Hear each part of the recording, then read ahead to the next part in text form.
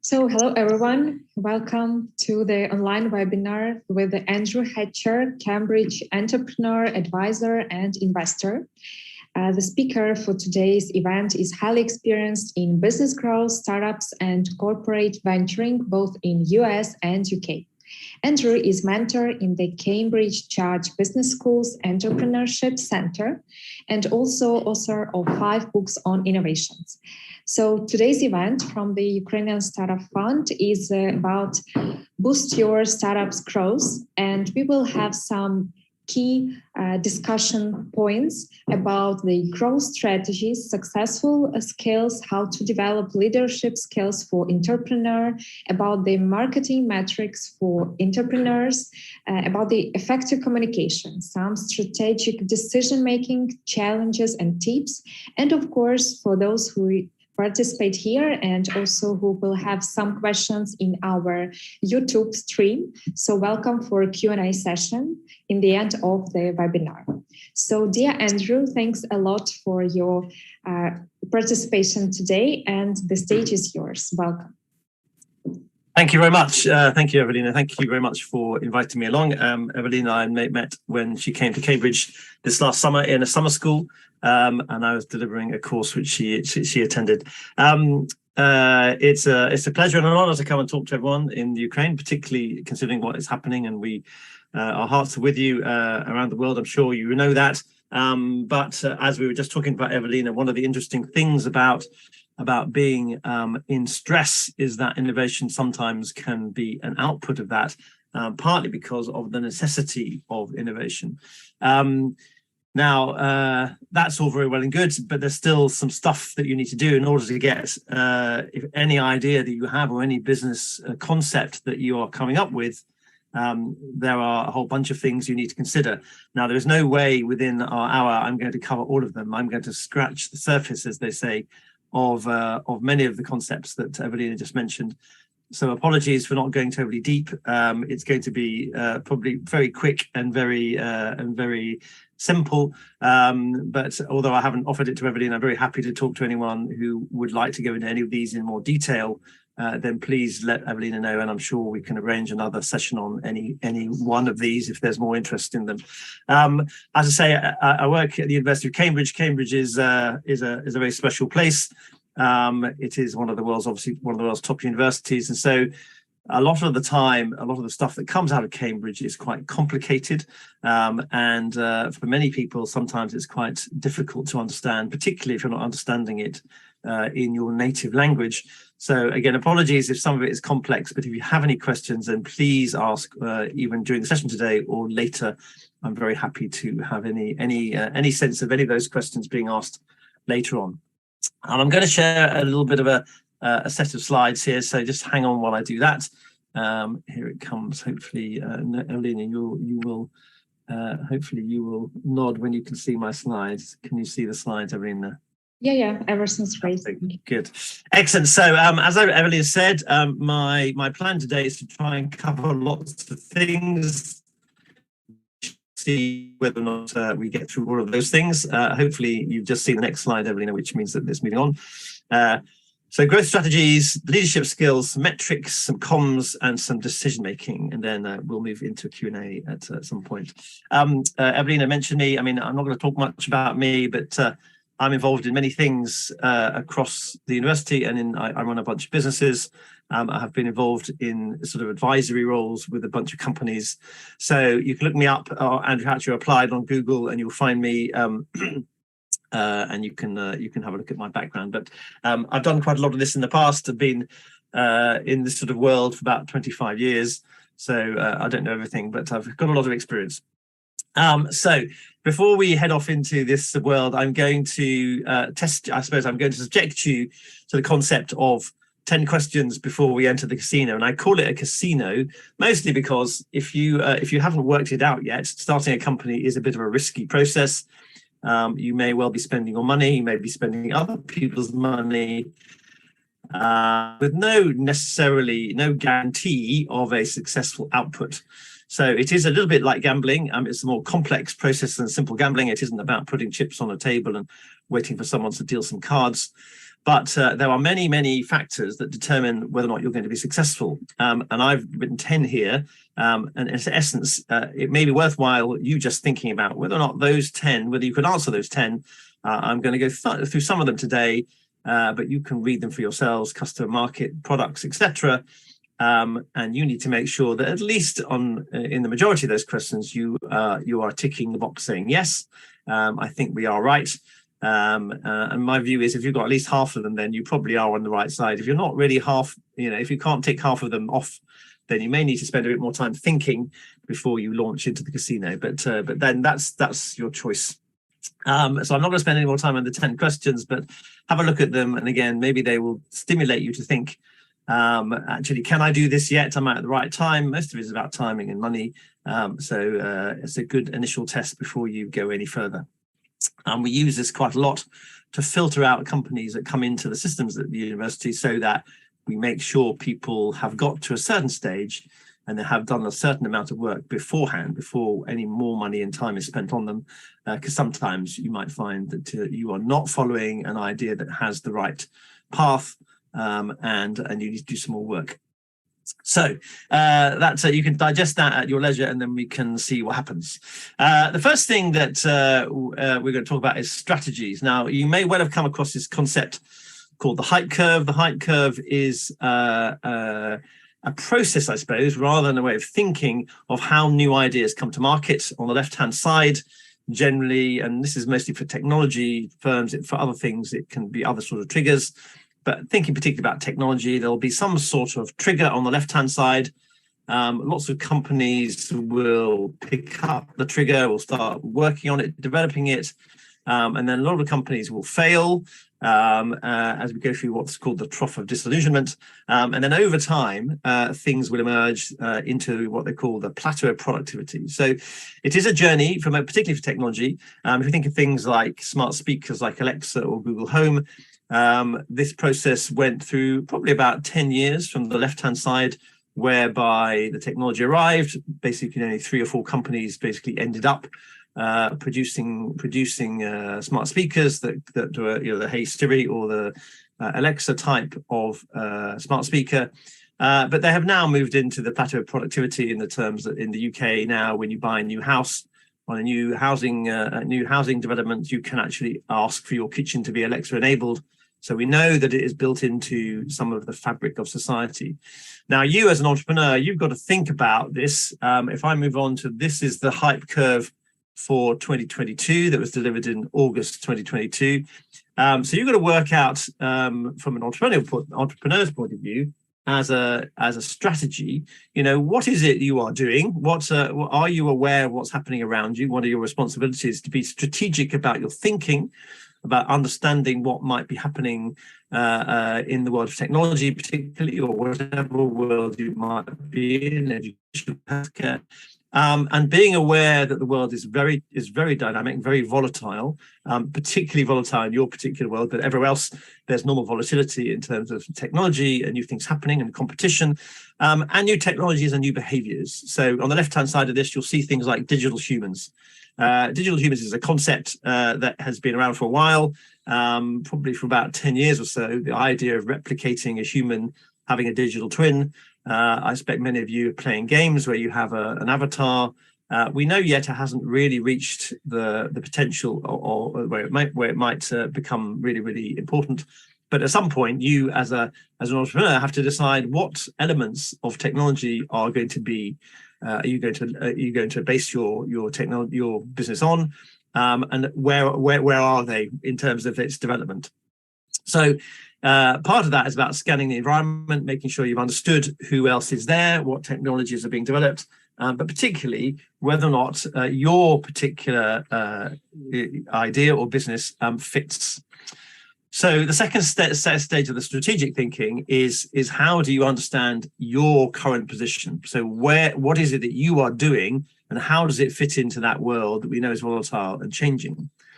So at a strategic level, you've got to answer these 4 questions, I suppose. One of it is, what is it you do? And I know that sounds very basic, but basically outline what it is you do. So with the description of your product, what is the use of it or service, of course, and what's the outcome for the customer? So very important that you've identified that you understand that there is a need and what you're doing is responding to that need. So you identified a gap in the market or a problem that needs fixing, and you are going to fix it through one way or the other. But you need to be able to describe it. And when I say you, whoever is working in your organization with you needs to make sure that you are all working together and you all agree on what it is you are doing. I've met too many companies where the 2 or 3 founders are not really sure together that they're doing the same thing. The second thing you've got to do from a strategic point of view is target who it is. Who are you creating value for? So who is your target customer? And how do you describe them? So it's no point in designing something, developing something if you have an idea of who the customer is, because apart from the fact you don't really know what their need is, you have to be able to use the customer in a way early on, as quickly as possible, to develop your understanding of whether your product is delivering what it needs to do, what the customer actually needs from to solve the problem they have. The third one there is around how do you do it. So this is all about, it's all very well having an idea and having a customer, but can you actually deliver it? Is there a way of you actually putting it into place? Do you have the money? Do you have the resources? Do you have the skills and the knowledge? And particularly from your point of view, which bits of those are missing? So which bits do you have to develop, or do you have to buy in, or do you have to and somehow acquire? The last bit there is becomes more into marketing. So why are you different? Is that clear? Why should a customer buy from you and not from the competitor? And essentially defining what we call the value proposition, which is where is value created by your solution, and is it clear where the customer is going to create that value from? Once you've done all that, then you can start to think about markets and products. And on the right-hand side here is what they call an extended Ansoff matrix. So Ansoff was a very famous strategist, basically in the last century. And he created a model which is very clear about growth options. You can either you spend your time with your existing market and your existing customer, or you can develop new markets, or you can develop new products. So once you've established the left-hand side of this, then you can start to think about what happens on the right-hand side and what your strategies are for growth. But in most cases, and particularly at the startup, you're going to start at the bottom left here, existing product, existing customers, and finding out where that market and product fit is. So that's the first launch into how do you start to think about strategies. And I think that in itself can take up, we do a program on 3 months on strategy. So I've done it in about 5 minutes. So I'm sure we haven't got to the depths of it, but certainly that is the first thing to think about are those what, who, how, and why questions. And if you can start to answer those questions, then you're a long way to establishing part of your strategic thinking. So the second thing we were going to talk about was about leadership. Now, this is a slightly more complex one, mostly because leadership is not a single thing. It is a multi-characterized element within business. And almost every rule there is about leadership is broken by the existence of a leader that doesn't behave in that particular way. So there's no specific rule about leadership, I would say. There is quite a lot of theory around leadership. And on the left-hand side here, I've got kind of a division, if you like, between transformational style leadership and transactional style leadership. And often the world said the experts say you have to have one or the other. I think probably one of the key elements here is that you have to have some of both, right? If you're doing something that's very innovative and very new, new to the marketplace, you might have to have a lot of the transformational style leadership qualities. So innovative thinking, the ability to look into the future, dealing with ambiguity, and always having this ambition to do something new. And that's really useful, as particularly as you start. But as soon as you're putting a product or service into the customer's hands, you probably need a bit more of the right-hand side, which is, can I actually get the money in? Can I pay the payroll? Can I make sure I'm producing things efficiently? Can I actually report, if I have investors, can I report to them in a structured way? So often we find that there is a mix here of styles. Now, I would say most of the stuff you may read in the English press and in all other presses probably is mostly towards the left-hand side, and that entrepreneurs need to be more of the left-hand side. I would say a little bit of the left-hand side is good. Some of the right-hand side is even better, particularly when you're at the point of delivering a product into the hands of the customer, and they may be paying money for it. The little addition on the right-hand side is really about there are some issues with entrepreneurs. Entrepreneurs generally have some interesting characteristics. They may well be experts and enthusiastic, and they may have some technical knowledge. They're probably driven. They're probably driven to do something quickly. But there are some counterbalances to that, which is if you're an expert, you're probably expert in something and not in everything. So you need to surround yourself with people that can supplement the bits that you don't know. You may be enthusiastic, but that means you may be missing some of the more important elements within your context. You may, without being humble, it may be easy to take advantage of you because you're so enthusiastic. Tend to find that people who are good at certain things and have technical detail are probably intolerant of people who are not like that. And all this hurry often means that sometimes some of the things are missed.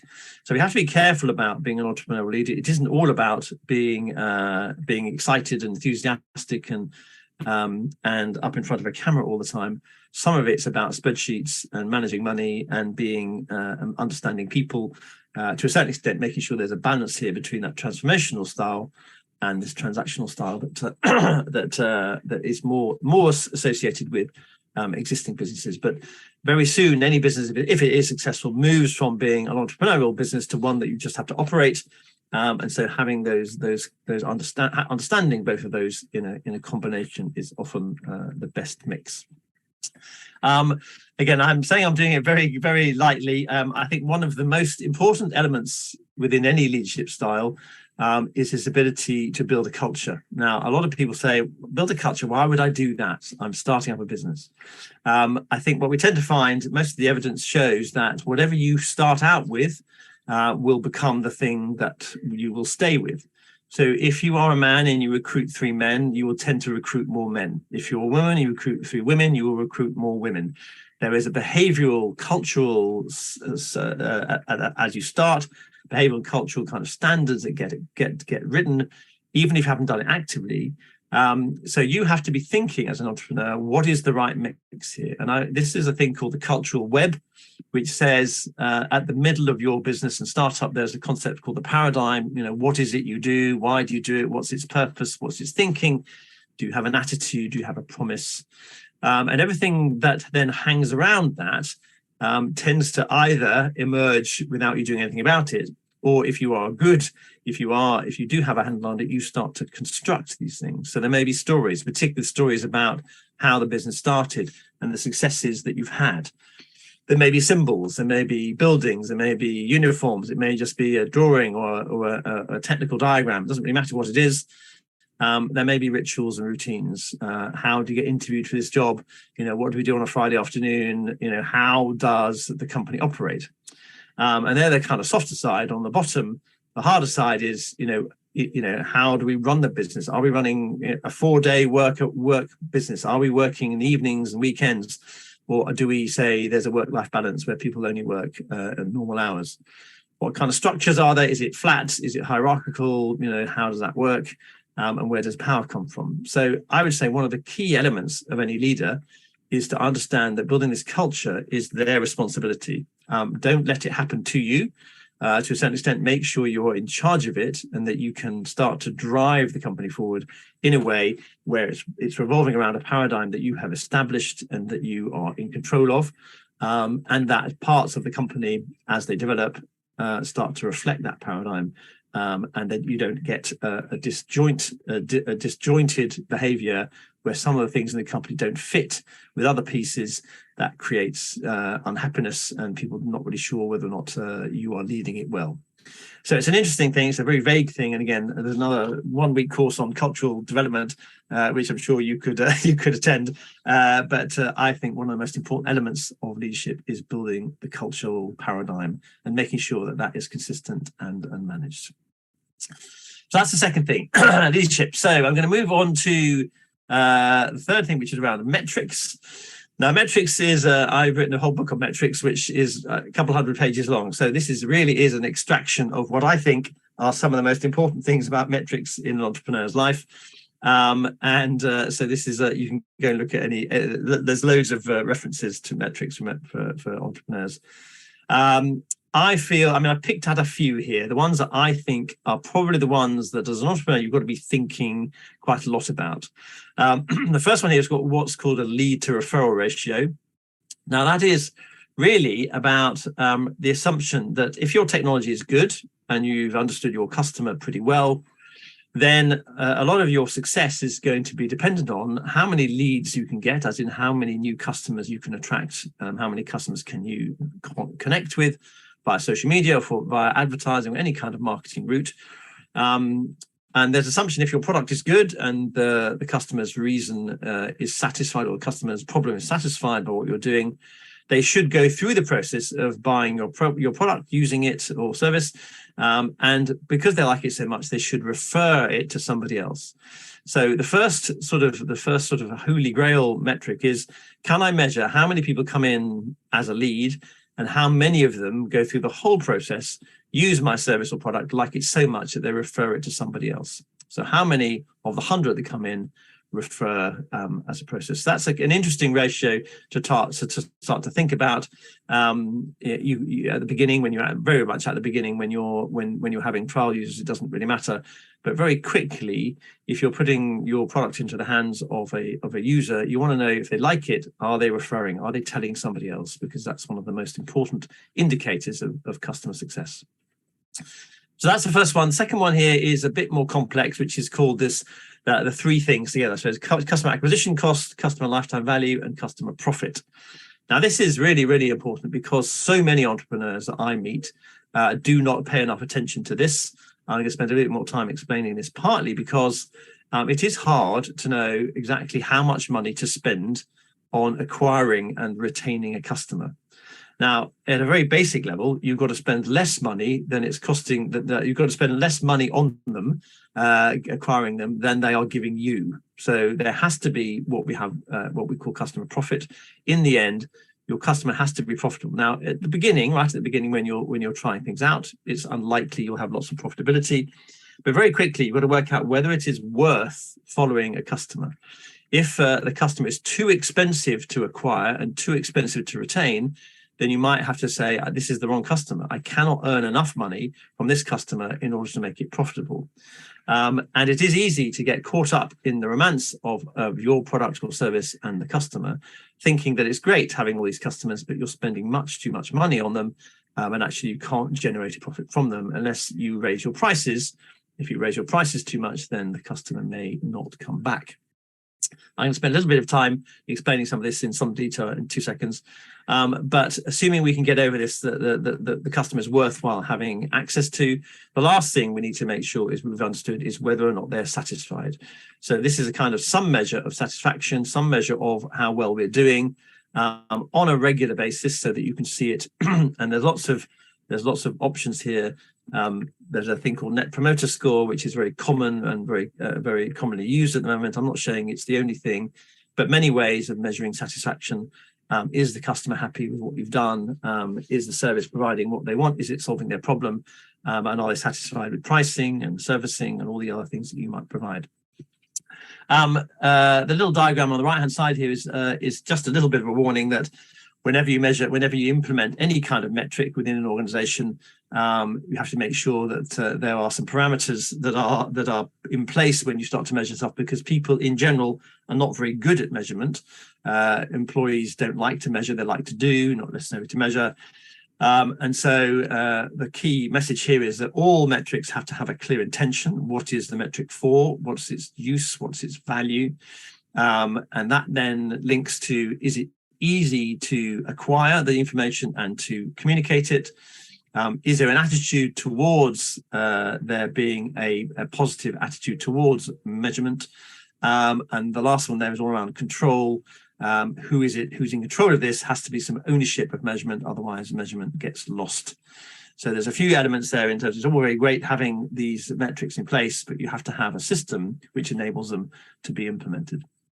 I'm going to spend just a couple of minutes on this lifetime value thing, which is really, as I say, one of the core elements for most people, which is making sure that that we understand the total profit that each customer can bring over a period they remain a customer. And it really is this lifetime income value of a customer, how much money they are bringing to you, less the cost of acquiring and retaining them. So it's quite a complex process. There's lots of books and stuff written on this. But very quickly, as an entrepreneur, you need to get a hold of this, partly because one of the things that most investors will want to know very quickly is whether you understand these numbers. So if you are going out for investment at any point, there will be an expectation to understand the lifetime value cost of acquisition, and you can relay that back to anyone who might be interested in the process of investing in you. Because if you don't understand this, it means that you don't really understand the economics of your own business, and that's not a good sign from the point of view of someone who's investing in you. So again, there's a lot of complexity in here, but understanding it and mostly putting in place a mechanism of measuring it is important. So lifetime value, creating the customer profit is probably, I would say, one of the most important metrics for entrepreneurs, because it can easily be lost, and you can easily spend a lot of time chasing a customer that is not profitable, and without really measuring it, you're not going to know. So that's the third one. So I'm now going to move on to the fourth one. So we get a bit more complicated now. So we're going to move into communications. So I have I've developed a model here at Cambridge called the Alphabet Marketing Model, which really is around how do you start to develop a communication strategy.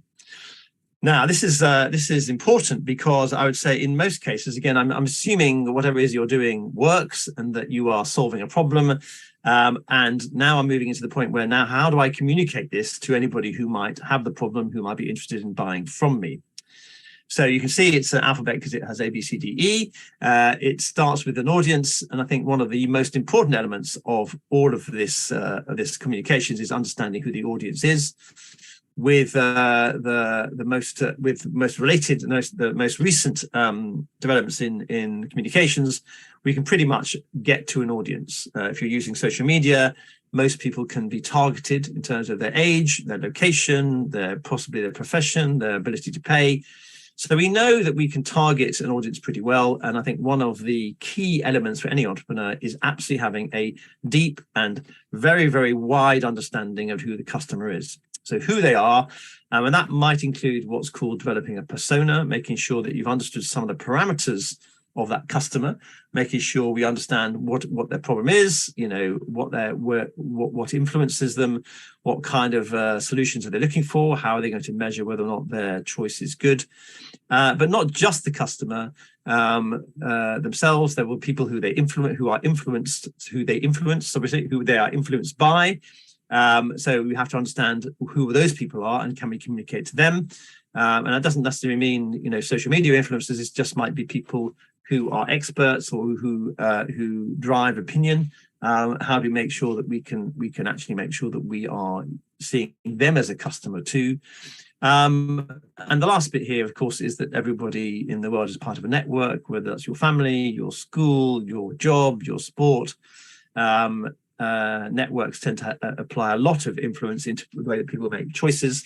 So understanding where your user, which networks that user is part of, is important. I don't just mean normal social media networks. This is generally more about interest networks where they're looking for help, information, and advice. So the first one there, audience, very important. The second one, benefit. There is no doubt that people, I still see people selling lots of stuff on features rather than on benefits.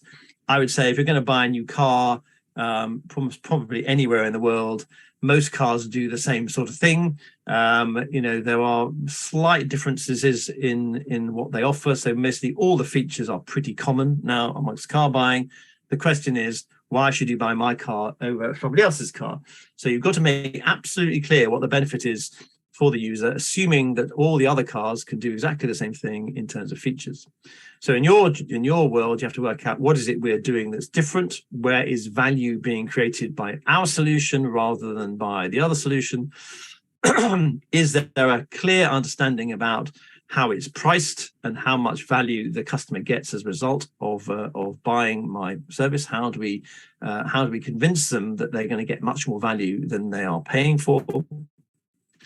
And that comes down to how different are we? What are the parameters of difference? What is it that the customer actually wants? What actually is driving their decision making? And let's not forget what we call the non-tangibles, which are the things that surround it. So a lot of that is around brand awareness, understanding, why do some people buy a certain brand and another. They're generally what we call non-tangible. So they're things that aren't physical. You can't pick them up and smell them and touch them. They're things in your head, their beliefs, their understandings, and they're generally they're theoretical. The third one here is about content. Every business has to become a publisher. You have to create, you have to understand your brand values. You have to write stories. You have to understand which media channels are the best ones to use. You have to generate UGC, which is called user generated content. Users will believe content generated by other users much more than they'll believe it generated by you. Well, not surprising. So as soon as you possibly can, you generate content from your users or from people who are not yourself. You have to decide the channel that you're using. I'm going to come back to journey in a while, but it has to be generally of a quality level that is acceptable. Now, different things determine different quality levels, but content is important. Doesn't mean you have to create it every hour on the hour, but when you create content, it has to be appropriate, has to have a purpose, has to have a target, and generally has to be useful and measurable in its effect. The D is around data. The good thing about the modern way of marketing and communicating is that you can get data about everything. You can get data about what you've put out, about what has been used, how it's been used, has it been shared, has it been commented on, has it been rejected. And so your job, in a sense, is to collect that data, make sure you're selecting the right sort of data, combining it in a way that generates intelligence, and hopefully allows you to start to predict. Now, prediction in communications is great. If you know that certain things are going to work well, then you can save money by not wasting time on things that don't work very well. You can also start to predict, particularly in terms of customer cycles. If you have good data about, we know that customers buy in September and December and February, then as long as we get those predictions right, then we can be much cleverer and more efficient about understanding how we apply ourselves. The last one is engagement. This is all around, so what is it that we need to do? It's not just about writing content and putting it out on channels. It's about making sure we've understood what connection we have with the customer. Emotion being the one, if we can generate sadness, we don't really want to generate anger, love, and all the rest of them. Are there ways in which we can create content that interacts with the customer in an emotional way? Can it generate a sort of sense of loyalty and attachment and association?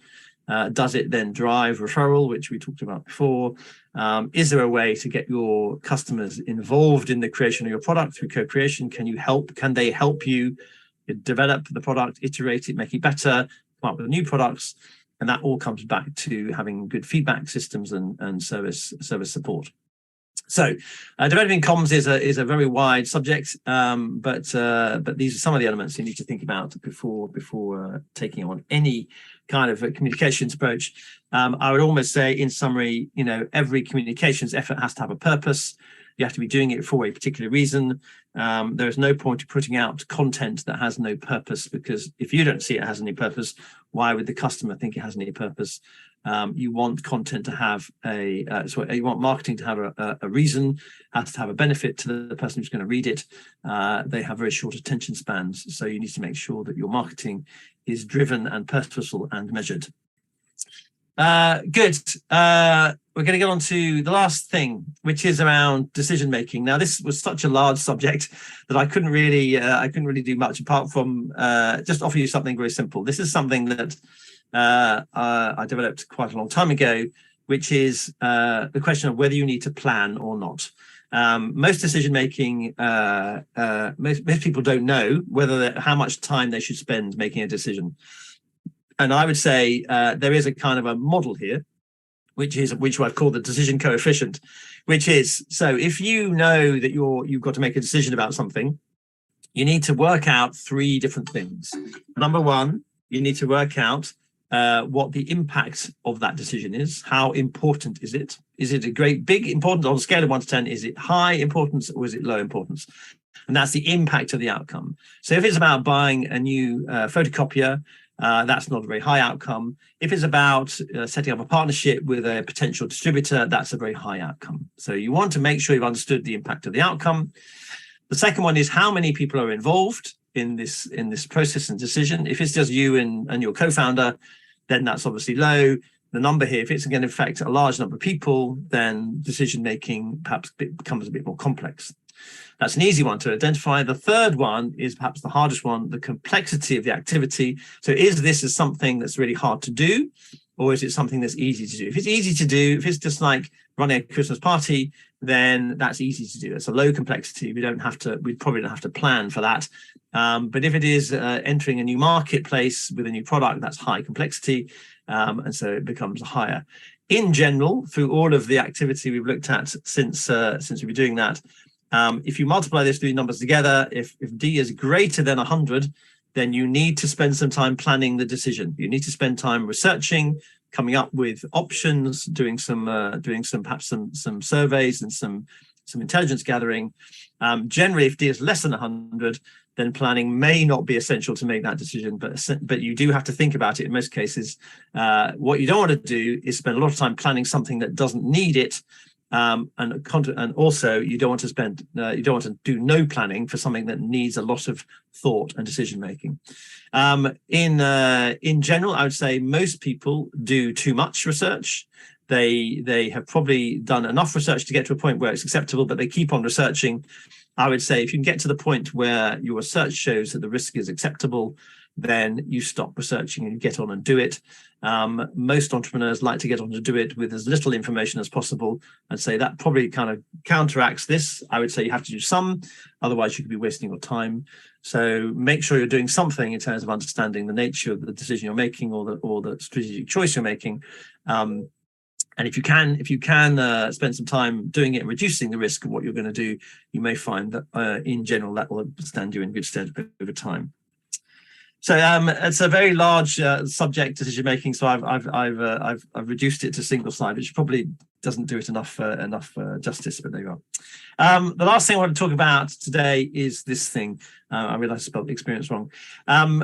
I think one of the most important elements of any entrepreneur's life is understanding the customer's journey and the customer's experience. Now, this is a very a very theoretical model here on which I'm showing you here, which comes a lot from marketing theory, but generally comes from any customer adoption theory, which is if no one's ever heard of you, you have to make them aware, right? So that starts on the left-hand side, and you do that through whatever mechanism you can do. Assuming they become aware of you and just say, I'm going to buy a new piece of equipment for my kitchen. I now can see there's 3 or 4 pieces of equipment I could buy. I go into this stage of consideration, which is where I'm now choosing between options and I'm doing comparisons and I'm looking for data on one product versus another product. So you have to be aware of that. Assuming the customer's gone through that, they go through this purchase process, which is saying, right, I now know which one I'm going to buy. And I go through that process. Now, some purchasing processes actually deter people from buying. So we have to make sure the process is easy, simple, well-informed, and error-free. But it doesn't stop there. The journey then continues. So now, once I've purchased something, I want to make sure that I am made the right choice. I want confirmation that I'm not stupid and I bought the right product. I want to go back and use it and show that it solves the problem that I had. And then you, towards the right-hand side, want to then grab hold of them and make sure that they become advocates for your product or service. And when I say advocates, they're going to talk about you in a positive way. They're going to post about you. They're going to blog about you. They may even become part of your user-generated content.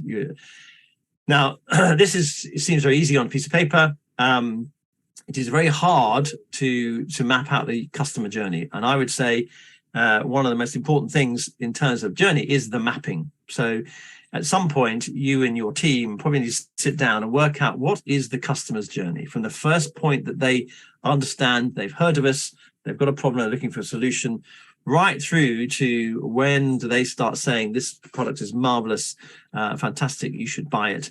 you need to map out that journey, make sure that you've understood where there are weaknesses in that journey, what the customer experience is like, where value is being added and taken away over that journey, so that you're maximizing the potential for a customer to not only become aware of you and purchase from you, but to actually start to promote you in a sense that they're so convinced about you being a fantastic option that they can't help themselves but tell everybody else.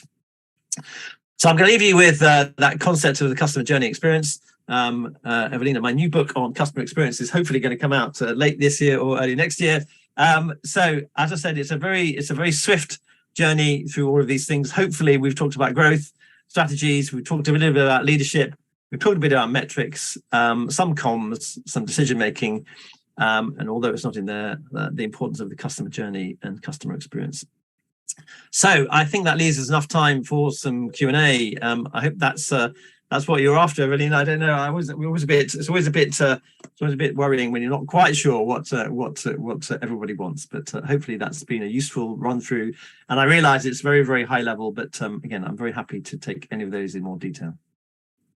Thanks a lot, Andrew, for your presentation, for your slides. I think we covered even more than expected. A very detailed presentation and a lot of aspects to hear. So yeah, we have some participants in our webinar. So maybe, dear guests, do you have any questions to our speakers? So welcome.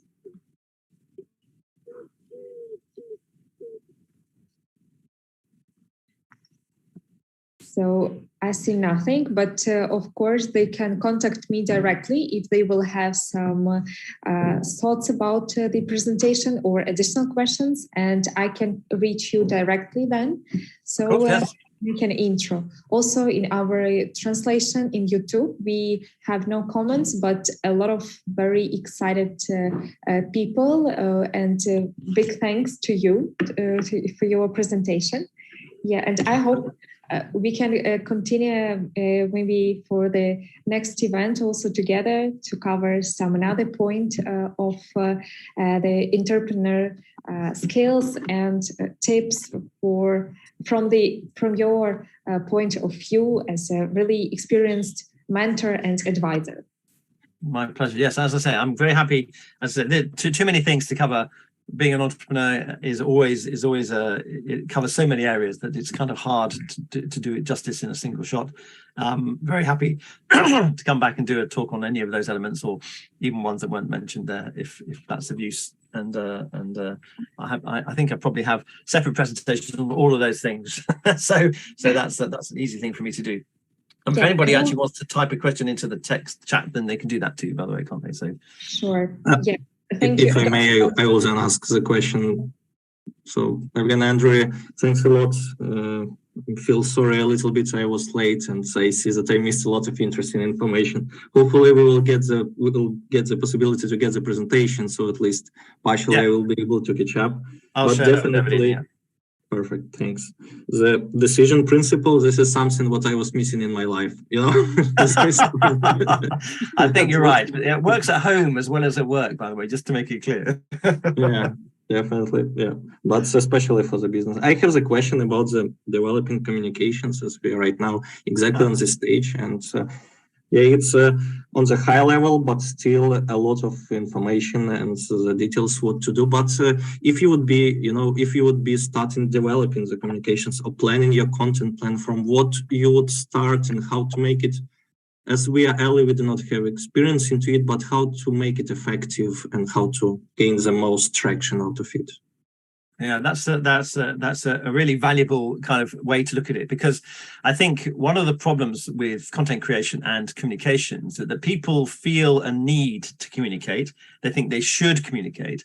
And so often what happens is people communicate without really working out what it is they are providing value from. Now, if you think about how, I mean, one of the interesting things here, we're all consumers of marketing information. And we all have different ways of dealing with it. Now, you may have a filter on your email that says any data that comes from this, I just throw into my junk mail. And if you're on social media, you probably have, swiping approaches to looking at certain media. I often ask entrepreneurs, what's the first thing you do in the morning? What's the first, container of information you look at? People might say, well, I pick up Twitter, and I go, well, how long do you look at it for? And they go, well, until the coffee's ready. I'm going, well, that's great. If the coffee's ready and mind is the next message that you should see, but you never see it because of the coffee, that's not very good marketing. I haven't made it worthwhile. So along the way around, what I'm saying is, I think the first thing is you've got to write content that is useful. And I know that almost sounds silly, but do not write something unless it's worth writing. I think one of the things that's very clear about consumption is that I will not read it unless it adds value to me, right? So that means I've got to learn something. I've got to learn something new. Generally has to be advantageous to me as a reader. I've got to find something that gives me something extra. Now that might just be, I can go into work and say, hey, did you hear about this thing? And I have information advantage, that's fine. It cannot be something that I already know. So there's no point in rewriting content around something that is already commonly understood. I think one of the things is that just immediately gets swiped because you go, well, I already read that. I don't want to read the same thing again. I want to have a new angle on it. So sometimes content has to be incrementally new. Generally, I would say it has to have some sort of opinion associated with it, so that it's clear that you aren't just a follower, but you're actually leading the thought in this area. And it sort of gets to the point where I always feel that whatever it is you're doing, it's very unlikely as an entrepreneur that you're a mass player to begin with. So you must have an angle. You must have something that you are doing very specifically that no one else is doing. So that's what you need to write about. You need to write about the thing that's relevant to the customer, but also relevant to your expertise, because that creates differentiation. I will read that. So it may sound a strange thing to do, but the narrower the subject area you can focus your content on, the better it is, because you yourselves are then perceived as an expert in that content area. And I may refer to you if I want, somebody who seems to be an expert. I may come to you because of the way you've written your content. So don't be afraid, I would say, of writing about the things you know about, but just make sure that intersects with the value that the customer gets from it. Now, that's the problem. The only other thing I would say is don't feel you have to write on a metronome. You don't have to write every day, something on every day, because what tends to happen is people then say, actually, you're just creating content to fill up a slot, rather than actually writing content that's useful. So I'd much rather have irregular content that's valuable rather than regular content that's useless. So don't be afraid to not post every day or write every day or video every day, but make sure it is regular in some sense, that people know you're alive, but make sure you're thinking about why would somebody read it? Why would somebody watch it? Why would somebody listen to it? Because it's going to give them some value. So I know that's a long answer to your question, but you have to be very clear about it, because it can take a long time to write good content. So you don't want to write bad content. Definitely. Yeah. Thank you. That was actually also my second question about the timing, and you answered all of them. Yeah. So yeah, there is a pressure in a sense to write all the time. And I would say, well, I don't know. Again, do we consume all the time? We don't. There's lots of stuff to consume. I'll only consume the stuff that's really, as humans, we have a kind of a relatively innate way of filtering out stuff that isn't really useful for me, particularly in my job role. Now, we can all probably sit and watch social media and spend hours looking at videos of funny things. Now, that's not really what you're into unless there's a reason to do it. It's more about when I'm in focused working mode, what is it that's useful for me to make my job easier, to make me as an employee or as an entrepreneur better. So that's what you have to always think in your mind. Yeah. Thank you a lot. Appreciate it. Thank you.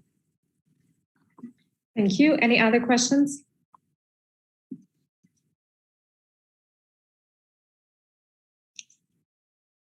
So I think that's all for today. And thanks a lot for your time. Our event will be also saved in our YouTube official channel. So everyone can then return to your slides, to your speech, and renew some information.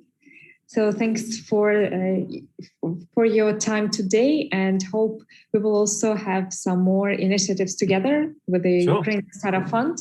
Yes, so have a good end of the week. And yes, thank you. It's been a pleasure. And as I say, anyone wants to contact me, please do. And if you want me to do any more, then just let me know. More than happy. thank you. Thank It's been you. a pleasure. Nice to meet you all. Yeah, goodbye. Have a good day. Okay, see you. Thank you a lot.